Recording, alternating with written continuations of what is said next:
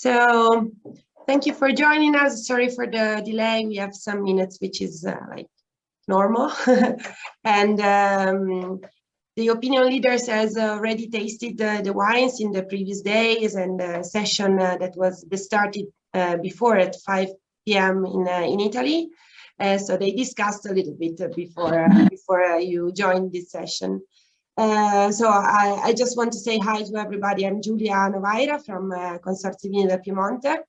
I'm here just to welcome you, and we are really happy to have this new, totally new format of digital events that we realized just because Deborah Parker Wong just contacted us, and we built this format together, which I think it's really interesting. So she's a journalist, a wine educator, and editor of Slow Wine Guide, and many other things that I already wrote to you. And most of all, she was the one that built this team of opinion leader for you. Just a few words on who we are as Vini del Piemonte. I didn't talk before. I was waiting for you to be all together. So Vini del Piemonte, as our producer know, is a private consortium. So we are not a consorzio di tutela. We are a consortium that we may say is a consortium created by producer for producer, because our aim is to promote Piemonte wines abroad. Actually, before 2020, we used to do many events, more than 20-30 events per year. Actually, now we cannot. But from Asia to US, we try to do something, to do promotion activities even now. The online way is actually what what gave us the possibility to keep on doing things. Our aim is to introduce producer to new markets, so meeting the importers, but as well doing activities like this one in order to help them to strengthen their position on the market. Of course, in this moment, and most of all during this tough moment, the role that you as journalists, as influencer, as opinion leader in general is absolutely central, because Piemonte actually didn't lost a lot in terms of quantity during COVID year. Of course, it depends on the region of Piemonte, but it didn't lose so much in terms of quantity. What we are risking actually is to lose the position. So we work hard, all the producers work hard, all the Consorzio di Tutela work hard to raise the level of our fine wines in terms of price as well, in terms of position. This means that the role that you have now is to draw attention back to Piemonte wines and keep high the value that that is a sum of quality, history, tradition, different terroir which our Nebbiolo really is able to translate. And this session is a practical example of what our Nebbiolo can do. So today, I just want to say thank you, and I close. I invite you to Piemonte. So you're all journalists, and we are happy to welcome you in Piemonte as a consortium. So please write to us and let's keep in touch. And last thing, I just want to thank you, Karen McNeil. She provides the flavor first line of glassware. That was the glasses that were provided for the tasting that Deborah is showing.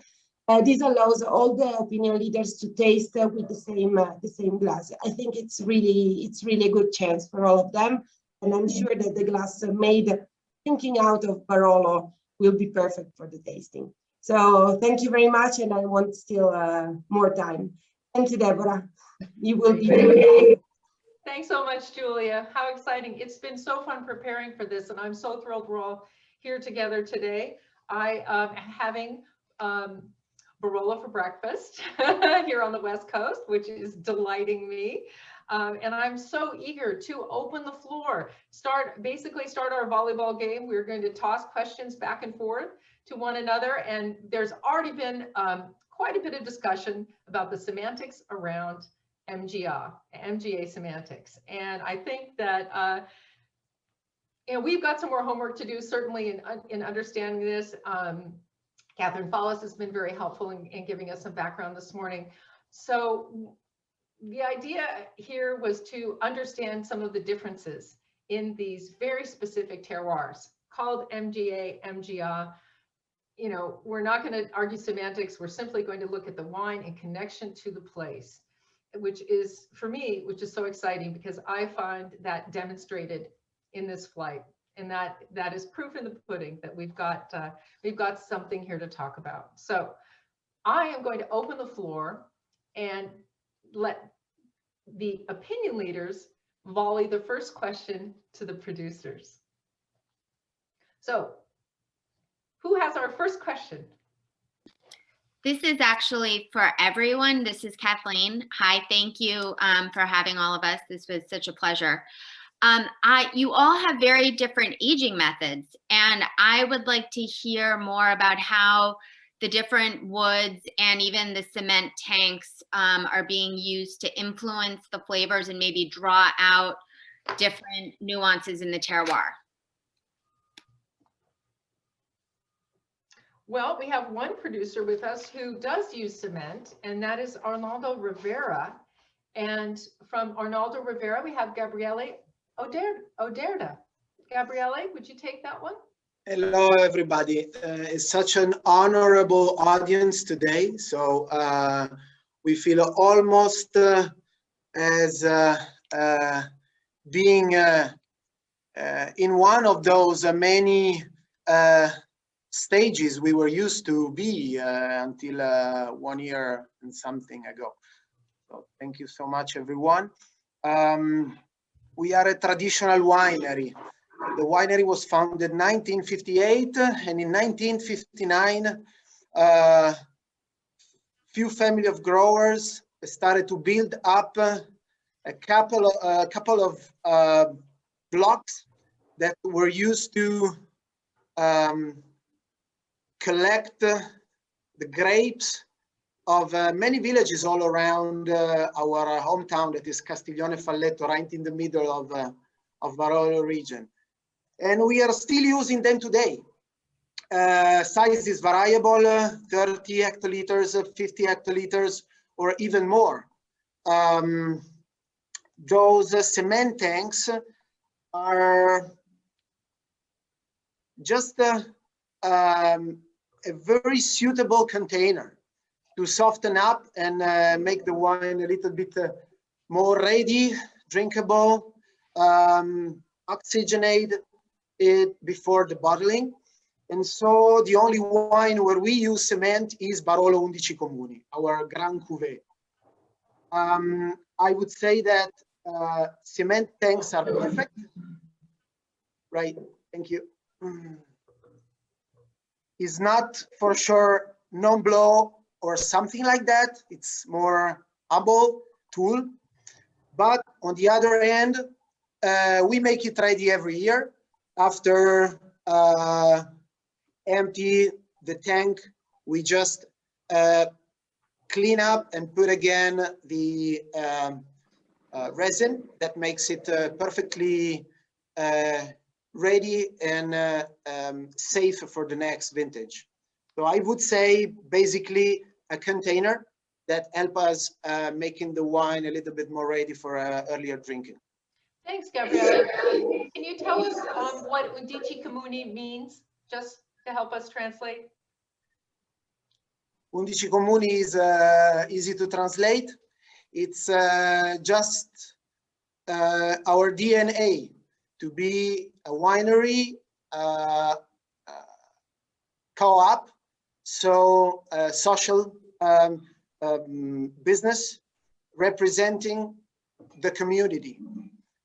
Barolo is about little families, heritage, generations. We have all these multiplied 300. So what we do is talking the region, talking community, redistribution of the profit, safe agronomic practices, and all done to improve the state of the art in Barolo. So Great. this Thanks is very what much. we are, Undicicomuni. Okay, thank you so much. So the floor is now open for the producers.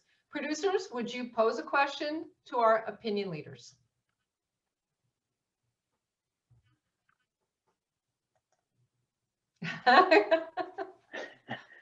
Well, I have a quick question. I'll chime in, Deborah. I mean, just speaking about this last wine, you know, the Ravera, I found to be just incredibly aromatic, like so aromatic as compared to almost everything. When I pulled my Coravan out, I was like, whoa, it hit me. And I don't know if it's Catherine's fancy glass, but I mean, Karen's glass.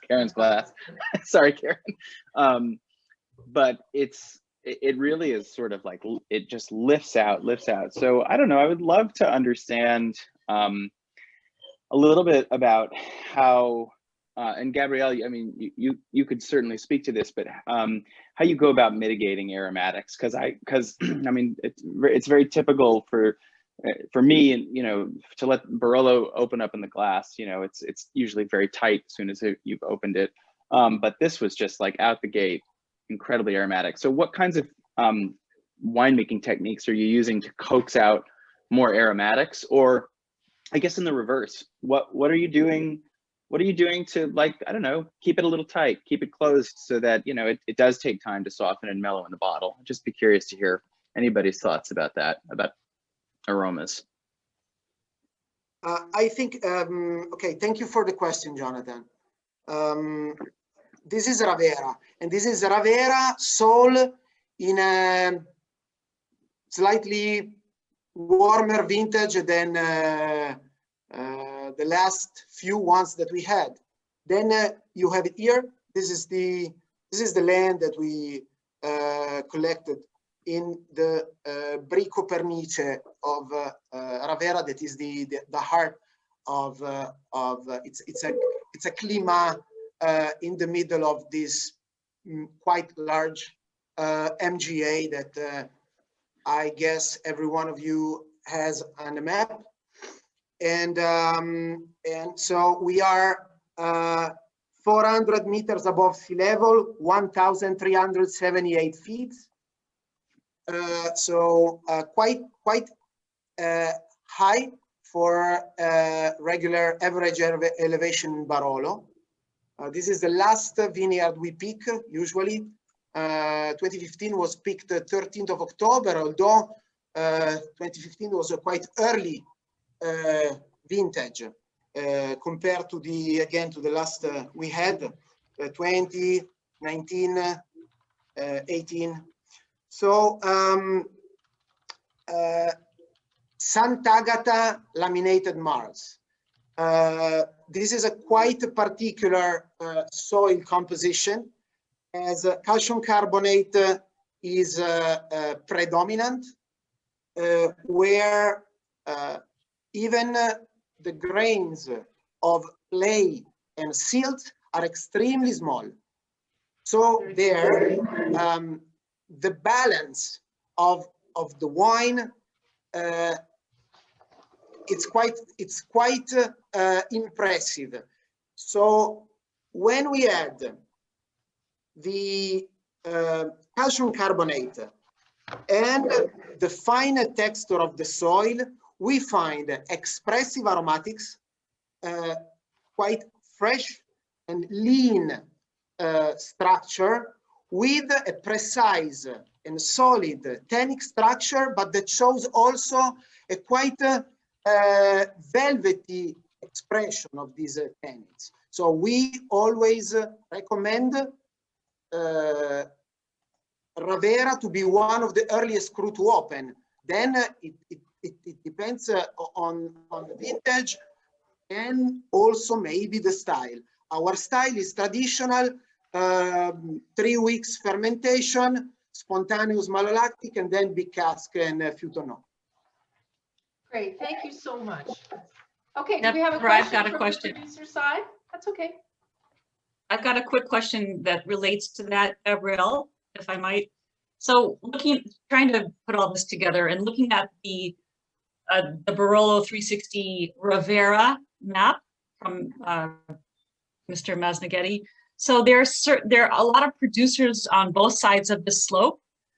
How do certain names get on these maps and other names like yours not? Is it because these are larger users of vineyards on that slope, or fruit from that slope? You can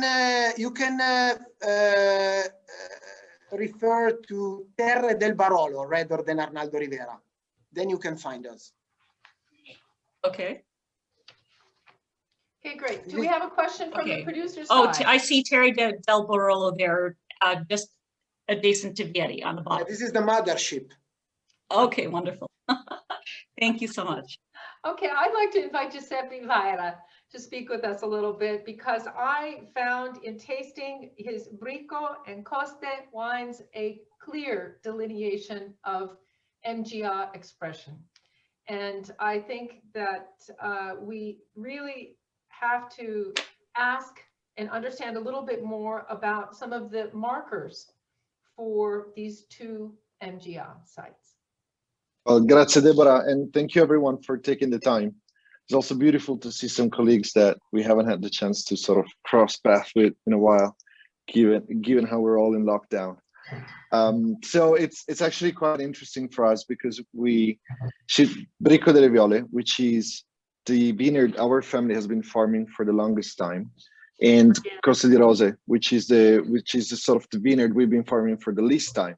So I'm just going to go and be a little schematic, but there's a lot of differentiating points. I'd say what they have in common is both belong to Comune di Barolo. From there on is a sort of a diverging guidance or lines for the two wines. So Bricco, again, we had family here in this little hamlet of Barolo, which is called Vergne, from the 1600s. Although, as some of you might know, we're a youngish winery for the region. My father was born and raised as a city kid, and he decided to be a farmer in 1968. He tried to do the youth revolution, but it didn't last more than a few hours. And then he was caught by his father and driven back to the farm to spend the summer out of troubles. That's how he started. And again, I mentioned how Coste di Rose is a newer story. 2015 was our first vintage. Exposure and shape, morphology of the vineyard. Bricco is a higher elevation vineyard. If you look back into the Lorenzo Fantini gorgeous book from the late 1800s, I think it was signed and finished in 1879, you'll see Bricco as one of the highest vineyards back then of the whole region. And in fact, our holdings in Bricco delle Viole range from 400 to 480 meters above sea level.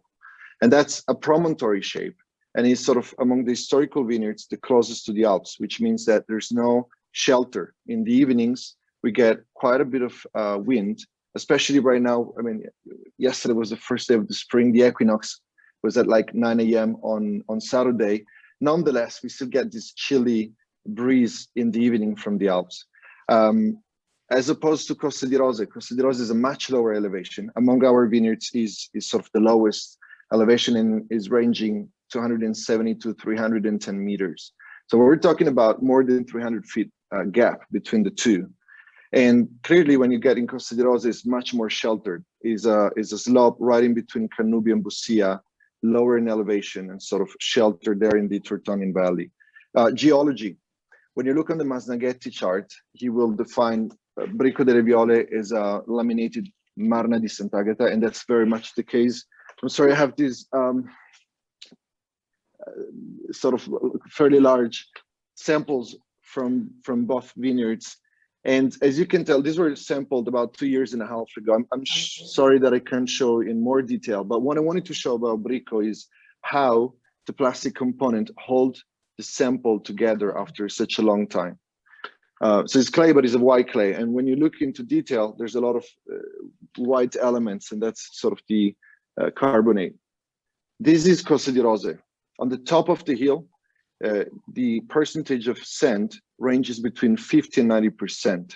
So the vineyard is defined as a mix of Diano sandstones and Tortonian marls, but actually the blocks we farm pretty much on top of the hill do belong to sort of that Diano sandstones, and so on and so forth. There'll be plenty more of details, but going to Deborah's question about the markers, I really find it hard to condense, but I will try. Nonetheless, I think this is still pretty part of the magic. So I hope today we will definitely walk some steps into understanding more, but I must admit, I feel this is part of the magic even to us, and part of the mystery of what we do every day.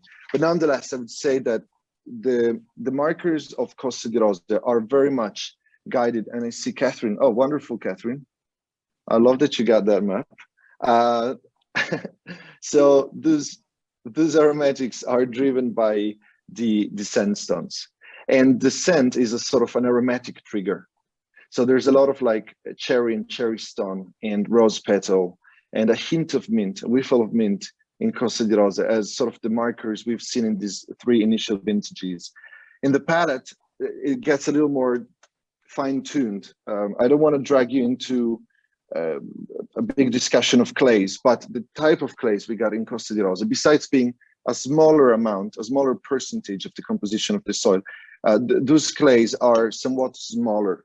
Now think of clay like a folded book or a folded piece of paper. 1 gram of clay, when you unfold it, can be as wide as hundreds of square meters. So there's actually a measurement, which is how many square meter per gram of clay. And when you go to Costa di Rose, especially to the top of the hill, we're talking about smaller surfaces, still ranging 160 to 200 meters.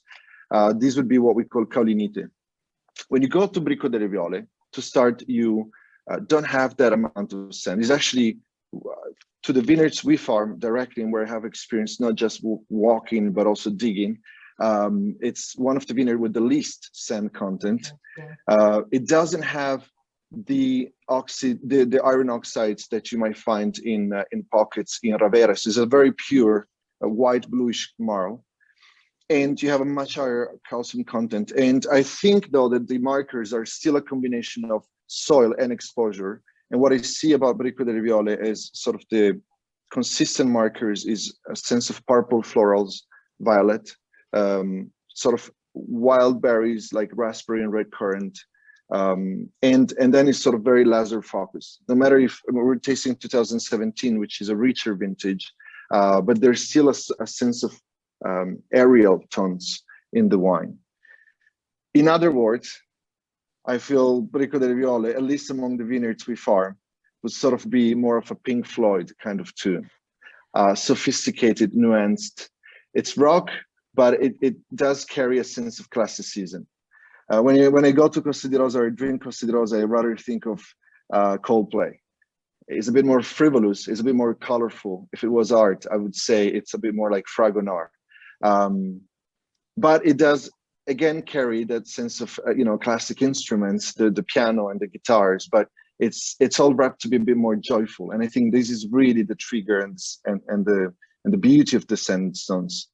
And we do farm Ravera, so let me chime in with what Gabriele was mentioning. I would say that Ravera is a bit more of like a Led Zeppelin, at least the blocks we farm, because of that amount of manganese and iron. I do find, there's a bit of Jimmy Page purposely rude attitude in his guitar tones. So these are the vineyards. There's a science behind it, but then there's a personality, and I hope this makes sense. Great, thanks so much for adding a little bit of musical analogy and color to our morning here, our morning of deep introspection into Barolo. So the floor is open. So if we have a question from the producer side, please chime in. Otherwise, I'm going to let the opinion leaders have it. Okay, opinion leaders, who's up? I have a question. Great, Wanda, thanks. I apologize for the Manhattan construction noises outside, but we don't hear them. It is what it is. So, I'm just curious about how the label conveys this to the consumer. So some of the labels are simply labeled with the name without any explanation of what that means. So some may think it's the name of the wine, some may think it's the name of the vineyard. So I'd like to start with the Marchesi di Barolo. because I've noticed, Davide and Valentina, the back of your label does give a bit of exposition. So you describe Canubi as a crew, and with Sormassa, you talk about the hillside. And I would just love to hear from you why you felt it was important to provide that. And for the others, you know, for someone in the US approaching these in a wine shop, what is your expectation of their understanding of what these MGA names mean on a bottle? Well, thank you, Vanda, for the question, and thank every one of you for this moment. I think that being all together here and exchanging opinions is surely a way for all of us together to grow, even in this. As you know, our winery is quite historical. Our family has been making wine since the last 6 generations now. And of course, these attention that are on the label perhaps are also part of this knowledge that in time we were able to put together. So my dad, who you met, Vanda, so you know our dad, is really a precise person. So he likes to explain a little bit more what a word means, especially when we are talking about single vineyards. This whole moment is about this, and understanding more about single vineyards and understanding why there are so many expressions of Barolo, and it's actually impossible to talk about only one Barolo. So there are actually many wines that refer to this region and to even same vineyards within this region.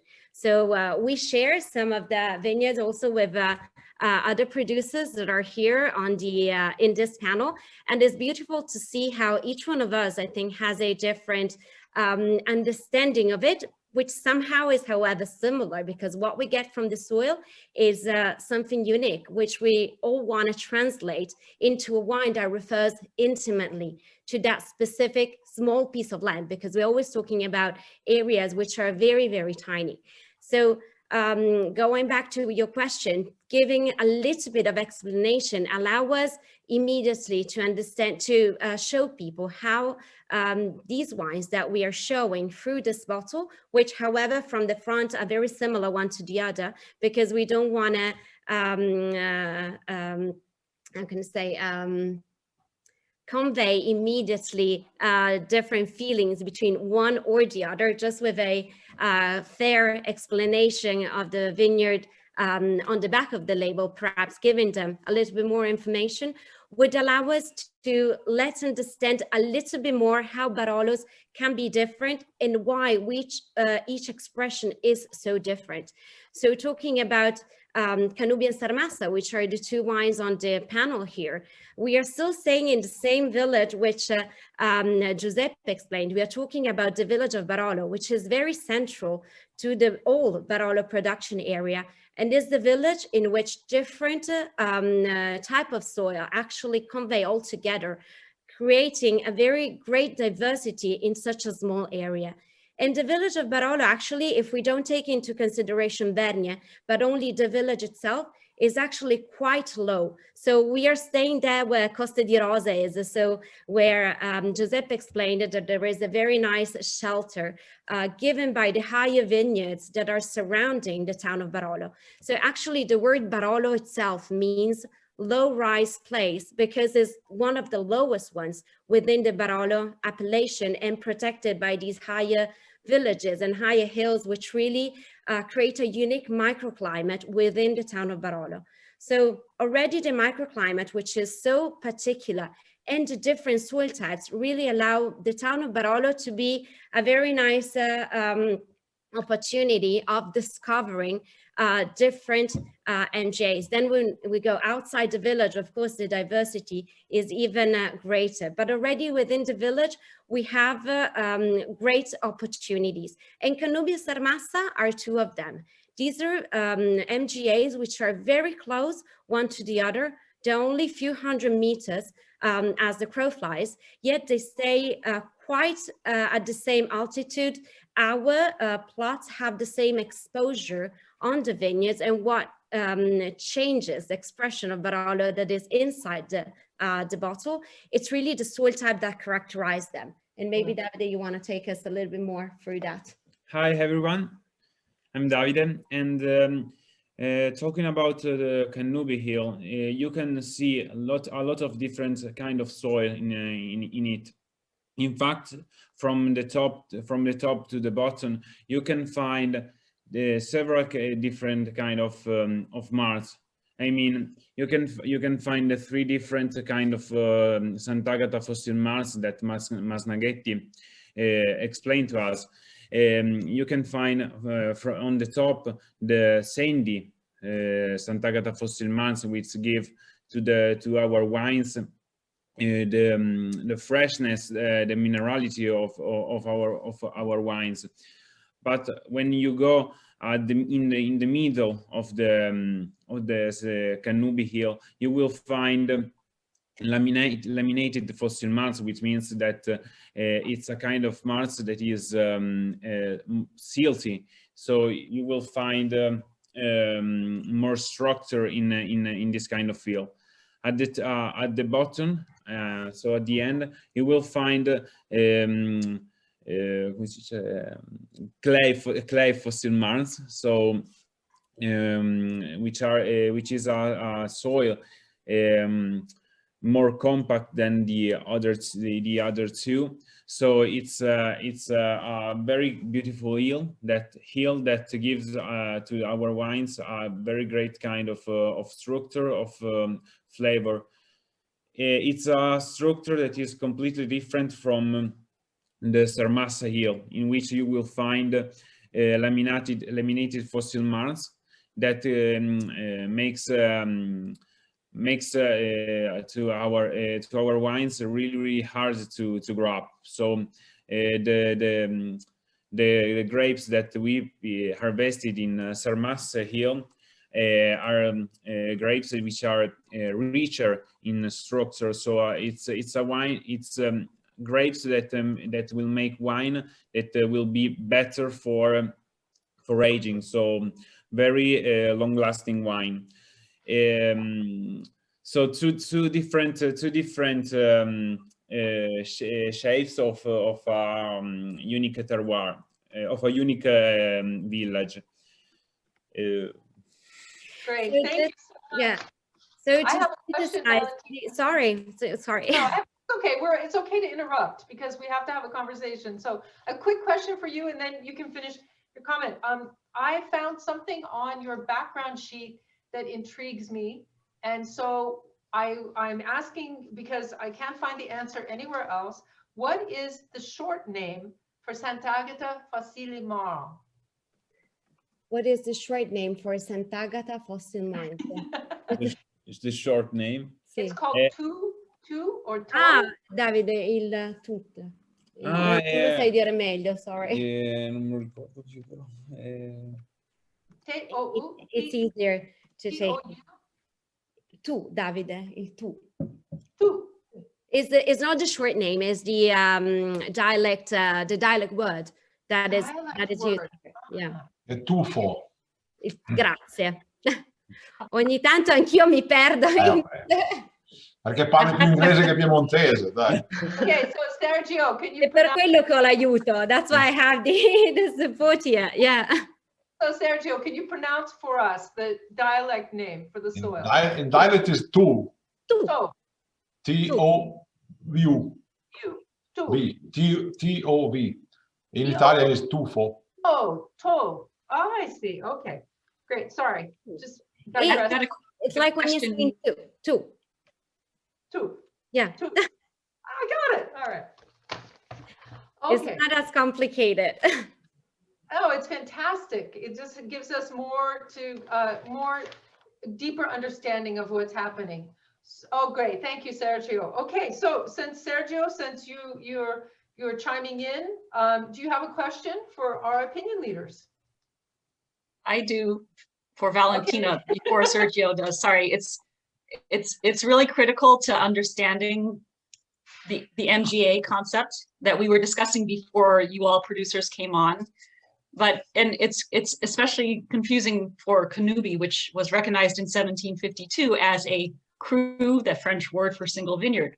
So in trying to understand MGA is not a single vineyard, it's a subzone, Yet on the Canubi bottle, you're saying cru, and even Masnaghetti says cru, and Fontana Freddy says cru, when others suggest that you should be using the word climat, which is multiple vineyards together.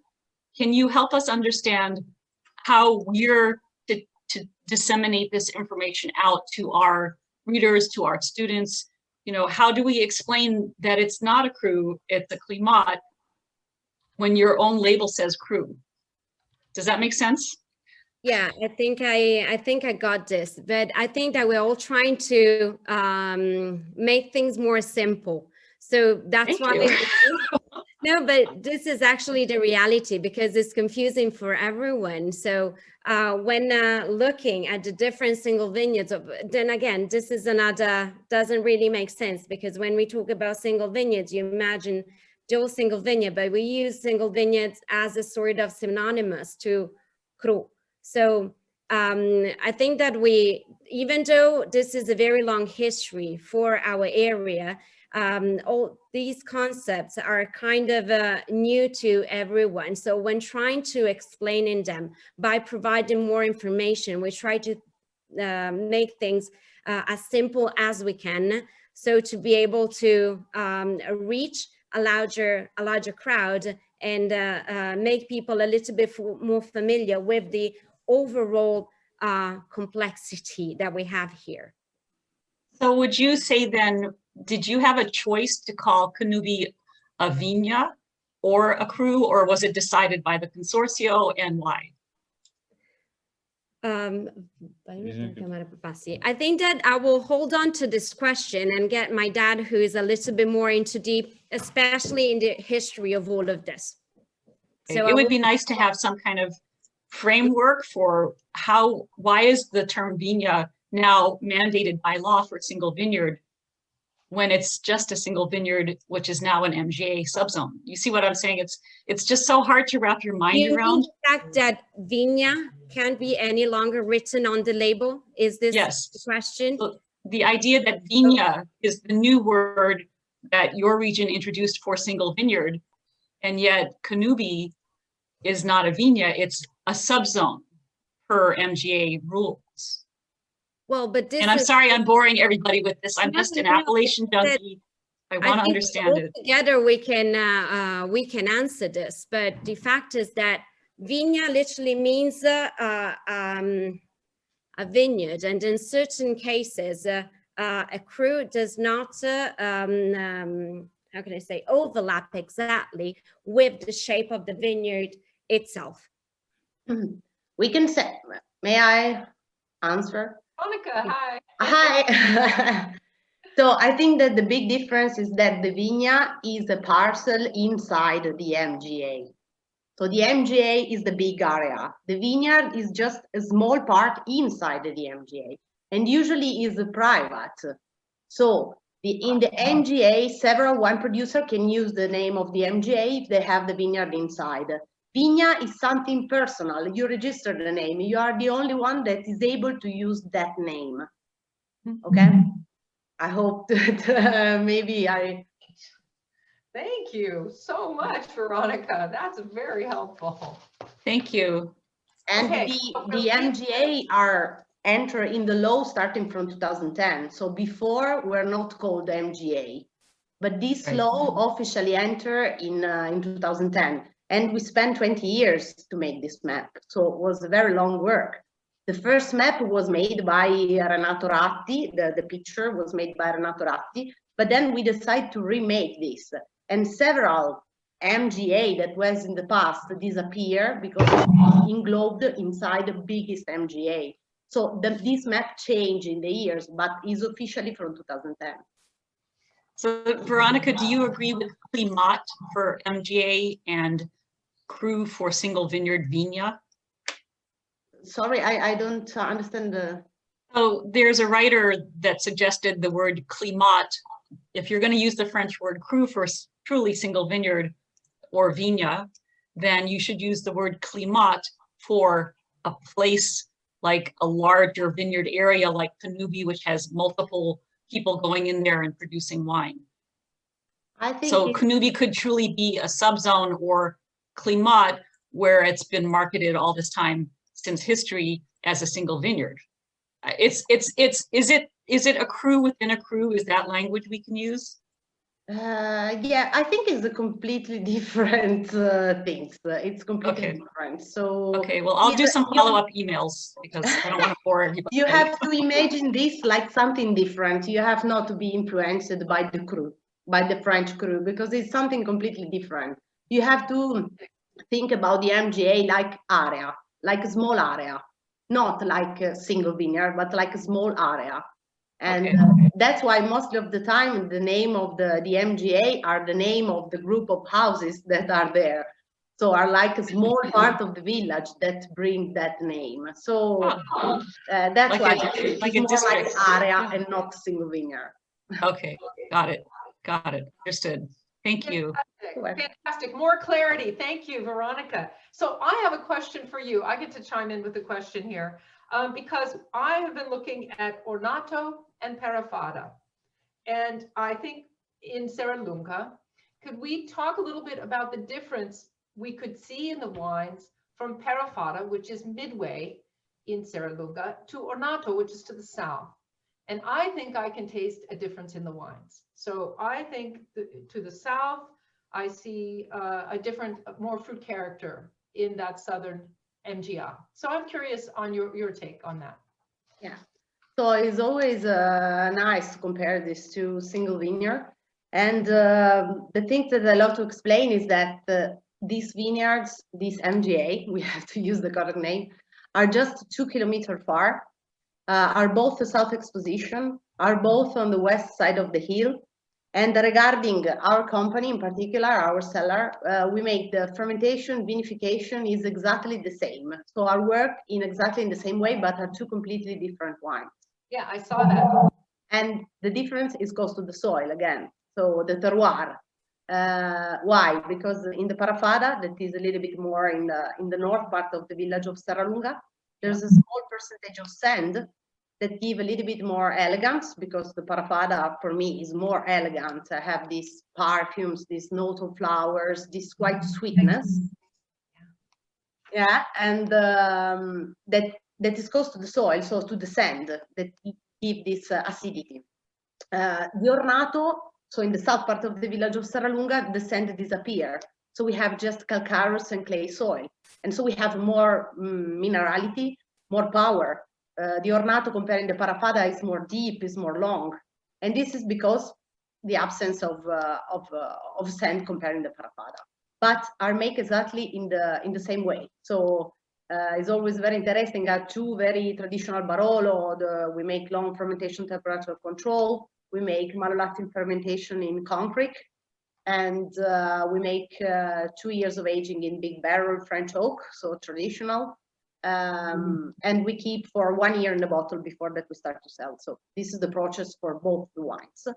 But it's nice to see these differences. Yes, it is.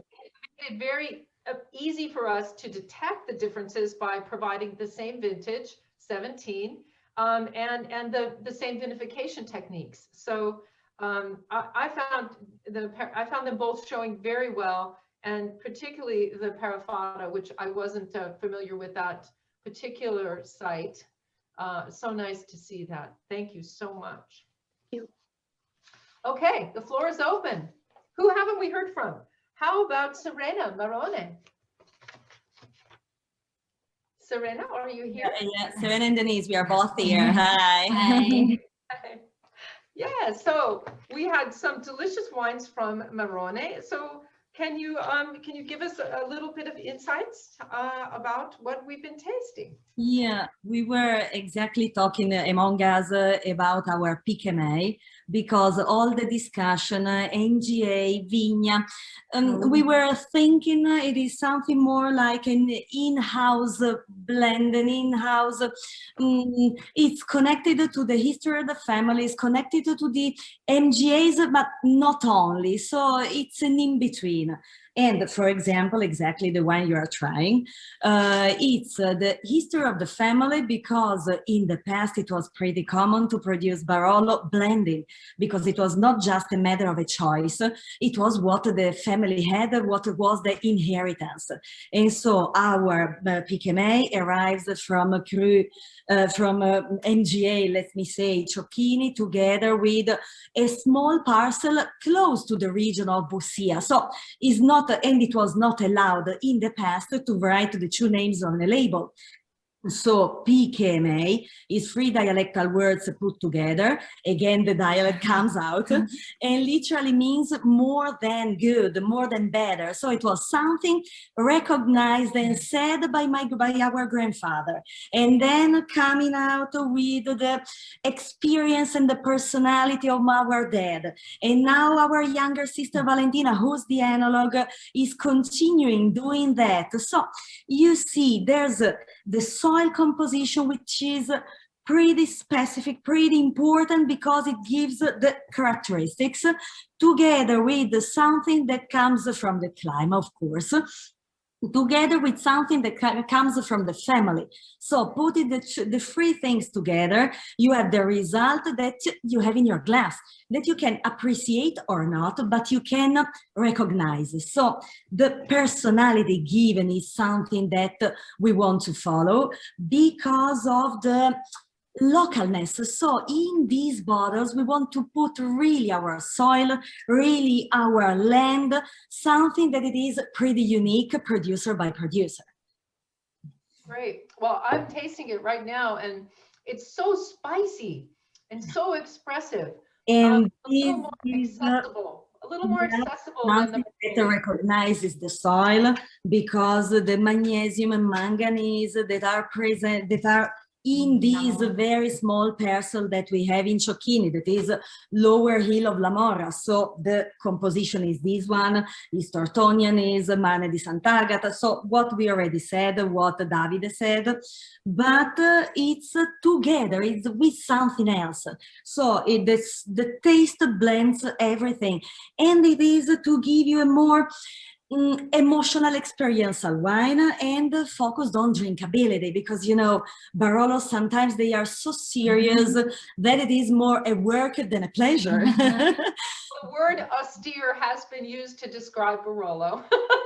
But, you know, with time cures everything. Yes. Thank you so much for sharing your beautiful wines. That's also why we can say, okay, we talk about MGA without talking about the vintage, because then the vintage gives the difference. 2015 has been so beautiful that in the future you will have what it is connected to the vintage. Right. We did talk about vintage a little bit this morning in our preparation, and the fact that we have quite a few different vintages shown today. And we have two 2014 wines that are in our lineup this morning. And we have a wine from Palladino. Can I hear from, could we have Veronica from Palladino? Yeah, but I have the 2017. You have the 17. Okay. Yeah. So wait, let me double check my note here. I don't want to be confusing on my 14s. Oh, with the Vajra, we have, let's see, we have 17s from Vajra. Okay. We have the 14 Canubi, and we have another 14. Where is he? Ettore Germano. The Ettore Germano 14. I really did want to touch on that, Sergio, on the 14. 14 was such a challenging vintage overall in Northern Italy. And your 14 on the Lecquio, the Ferrous sandstone, is just from Lazzarito. It's just so phenomenally integrated. And I'm curious about how you managed that in 2014. Oh, okay. Thank you to everybody. Nice to meet everyone, and nice to have this possibility to talk about our area. 2014 was, in the general perception, difficult vintage, difficult year. It was really difficult. We had a lot of rain during all the season, summer, and fortunately the rain stopped in end August, and we had a great autumn. And of course, one of the problem of the 2014 was also the hailstorm.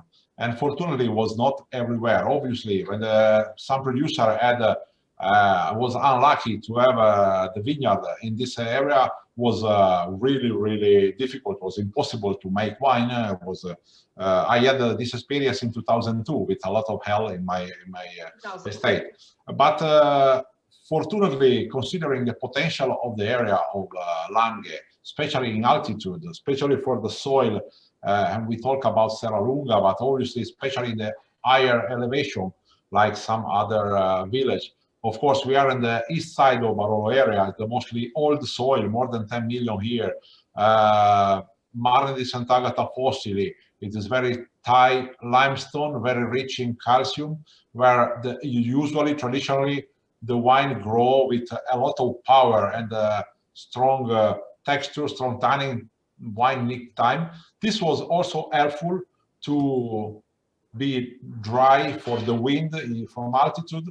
Obviously, we did, many of our colleagues, hard work to manage the vineyard, to reduce the production, to try to keep, we are a small winery, like every winery we have in this calling, and we do very direct farming, and we protect like our children the vineyard. And this is one of the character important to find a goal to have in the harvest time the best way, and we select plot by plot the right time to harvest. And of course, especially talking about Lazzarito for us, because we are in Cerretta. We have our estate is more than 60% in Cerretta, the higher elevation, the mostly concentrated soil, the Marne di Sant'Agata fossili 100%. Lazzarito is the other opposite side, because Cerretta is east side, morning sun. Lazzarito is the southwest side, and the vineyard, the altitude is 350 meters, almost 1,000 feet in elevation. But I think in this area, we have also the borderline of the Arenari di Diano that come from a part of Castiglione Falletto. And this give a little sand between the limestone of a typical soil of Serralunga. For this reason, Lazzarito is always totally different than the typical character of Serralunga, because it's more elegant, more finesse. The sand was helpful to drain the rain, the humidity. It's also very helpful, the age of the vineyard, because it's more than 85 years old, and this is really, really helpful to have a concentration. And I like to work in a traditional way. We do very long maturation on the skin. We decide from the beginning. This was a vineyard owned from the family of my mother. I bought this vineyard in 2003. Was my first harvest 2008. I decided from the beginning to call a Riserva to age 2 years more, just to integrate the strong tannin from the limestones of Serralunga and the elegance and the saltness, the minerality, and also the iron taste from the little bit sandstone. For this reason, we do almost 2 months maturation on the skin during the fermentation, and after 30-35 months in aging in wood. In Voti, great. I noticed that you really like extended maceration. Yeah. And you absolutely understand the nature of these old vines and how to work with the fruit there for the expression. Thank you so much for sharing more about that. This is the first mention I've heard of really old vines, you know, more than 40 years old. So it's very interesting to me. So I think, thank you so much, Sergio. So have we had heard from all of our producers? Has every producer had an opportunity to comment on their wines and to speak to what we're doing here today? I just want to keep the floor open. Do we have any burning questions from our opinion leaders? May I answer to the written questions, because it's much important to write, but I need too long time. And we were discussing about the names written on the label, that it's not easy to understand. And I can understand that it's not easy to understand. So I tried to give an answer, because the official first time of the use of the Bussia was in 1961. And so the people started to talk about the MGA, to separate them, to divide them. But for example, our Pichemej exists since ever. So it was a family tradition, because of what I already said, that the lands were put together. So yes, Veronica says correctly, what we need to write on the label, the name of the wine, DOCG, and then the names.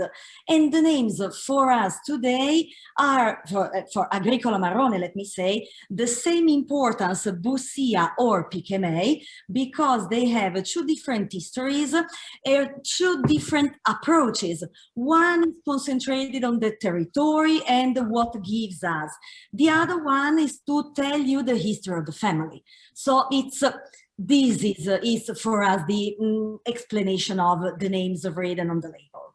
Yeah, and it is correct that by the law is possible to write private registered crew that are in-house and private label, like family name, and to write MGA.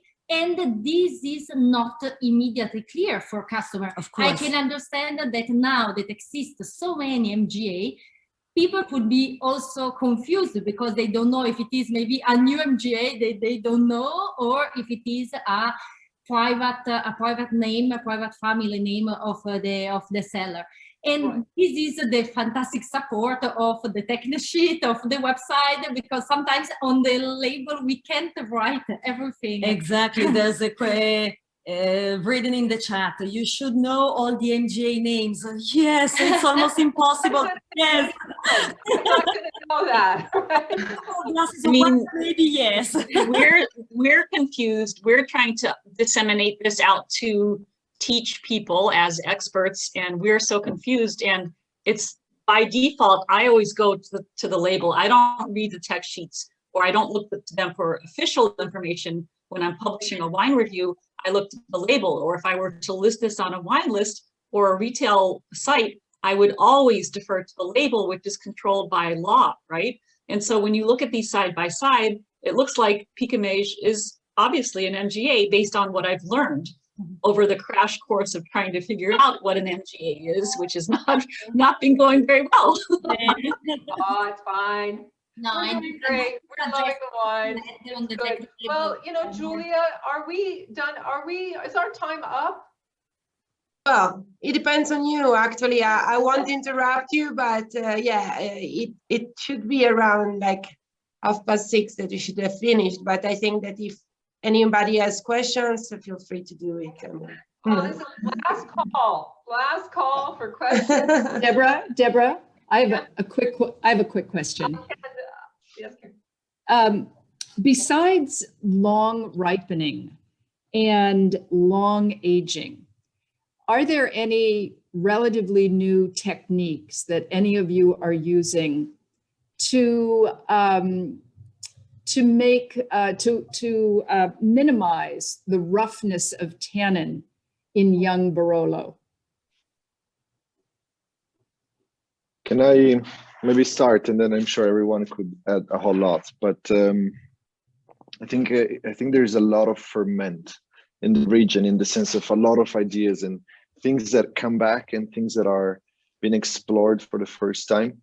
But generally speaking, I think the pendulum has been swinging for quite a while away, dialing back from sort of the extractions and the concentrations that were maybe a bit more frequent back in the 90s or early 2000s. And so you definitely mentioned about these sort of longer maceration and longer aging approach, certainly dialing back on the intensity of the oak. There's sort of more attention to, and maybe a shift towards larger oak, which in fact was the tradition of Piemonte or more natural barrels. I think it all starts with vineyards, really.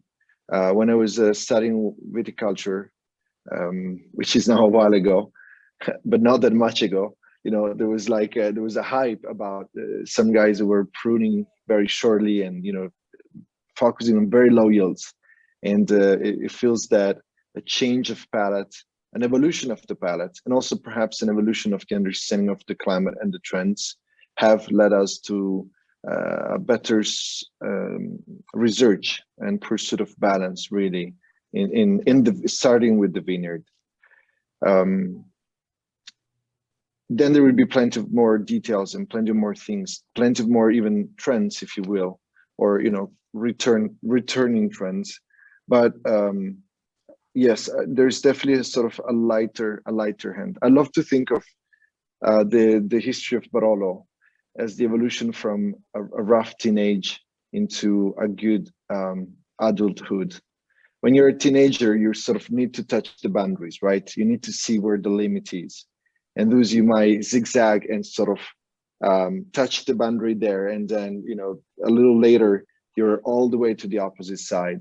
Maturity is about not forgetting and perhaps not being too ashamed of what your teenage has been, but making the best out of it, which is learning from it.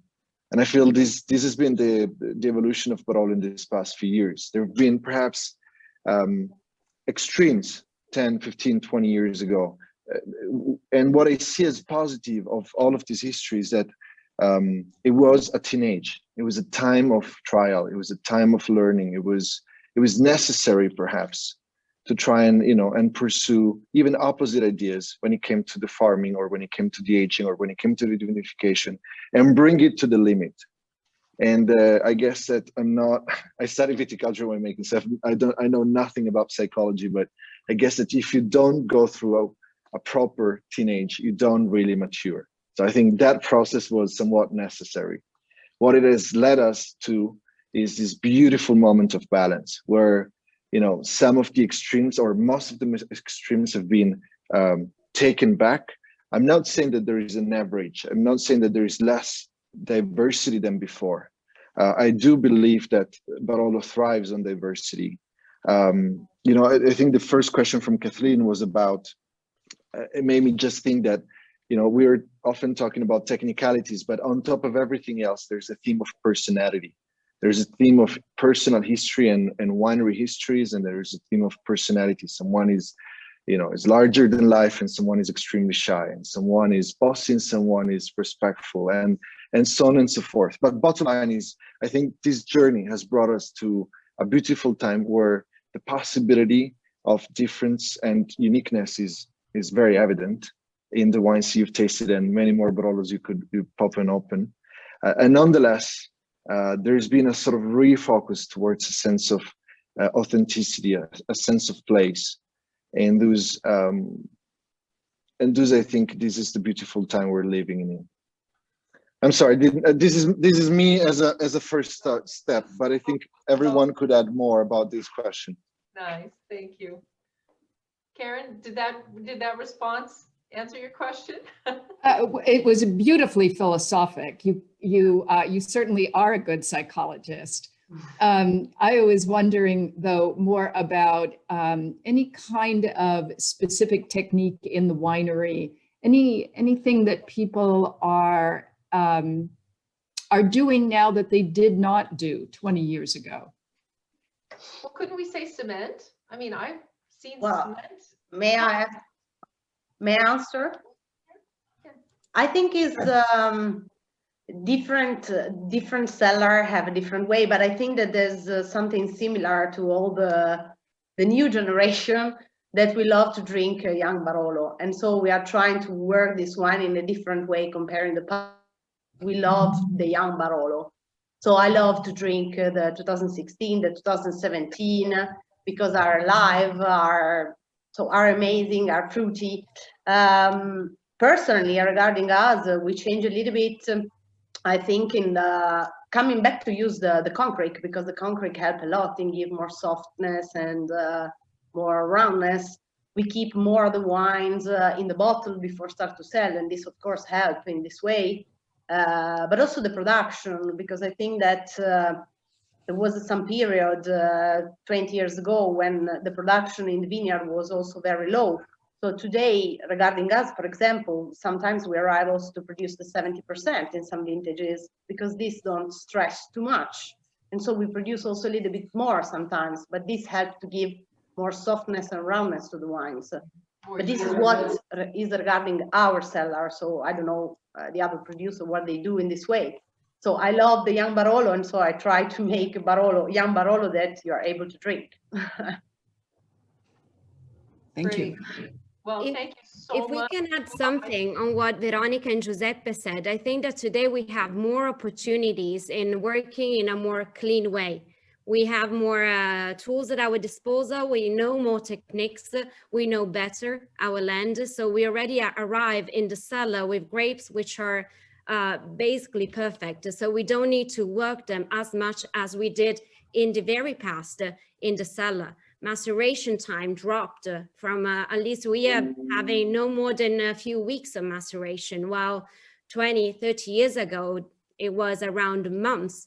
So there is a big revolution, I would say, in the way that we're able to work, first of all, in the vineyards, as Giuseppe said, and then secondly, trying to be more light than in the cellar. So we're able to have wines which we can drink earlier. We love younger Barolo as well.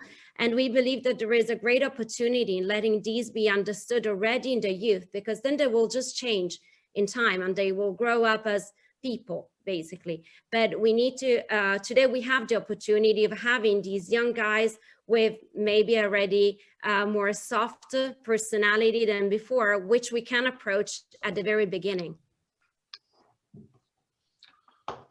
Thank you. I think, of course, the change of the time, the change of the weather. In the past, we had more difficult to have a complete ripeness in the grape, in the tanning. It was more cold weather.